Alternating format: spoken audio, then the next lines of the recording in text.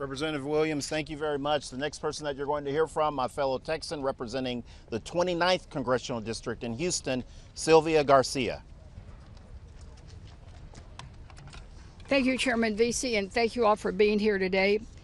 Republicans are locking the doors and skipping town this afternoon because, as Jack Nicholson said, they just can't handle the truth. And here's the truth.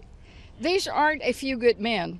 Republicans are covering for predators because that's what the felon in the White House has asked them and ordered them to do. First, he told them to bury the Epstein files. Now he's telling Texas Republicans to redraw congressional maps so he can cling to power. Let me say that again.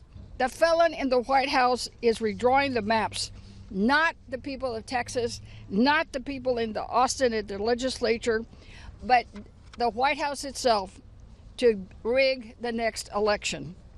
And you know what we're hearing from Texas Republicans?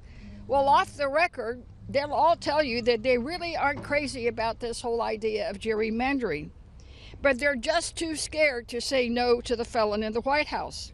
So here's where we are, being dragged into a fight not to lower costs, to make the cost of living more affordable, not to help the flood victims with emergency alerts to prevent another major flood, but all to do is to inflate the felon in the White House quest for power.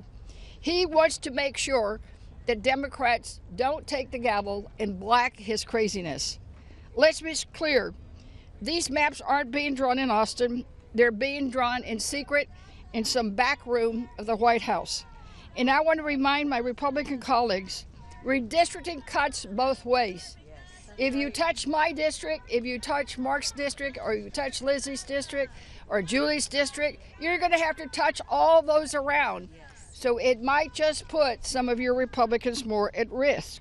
You're playing with fire, and voters will remember who lit the match. And while Republicans run, I'll be there where the people are. There are hearings in Austin. I will be there. There will be a hearing in Houston Saturday. You damn sure I'm going to be there.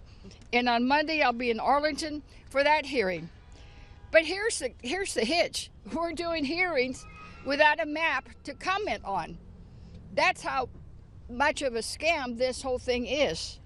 Because I can tell you, my job is to make sure the voices of my district are heard. But if you're telling me to comment on something and I haven't even seen what you're changing, it makes it really hard. But all that is by design, because they don't care about process. It's all about the power grab. So here's the bottom line. Donald Trump, God willing, will be gone in 2029. But these gerrymandered maps, this cowardice, that'll be the legacy Republicans leave behind. Because in the end, the people will remember Republicans protected predators, but Democrats protected people. For us, it's always about people over politics. With that, I yield to my colleague and friend, Lizzie Fletcher from Houston.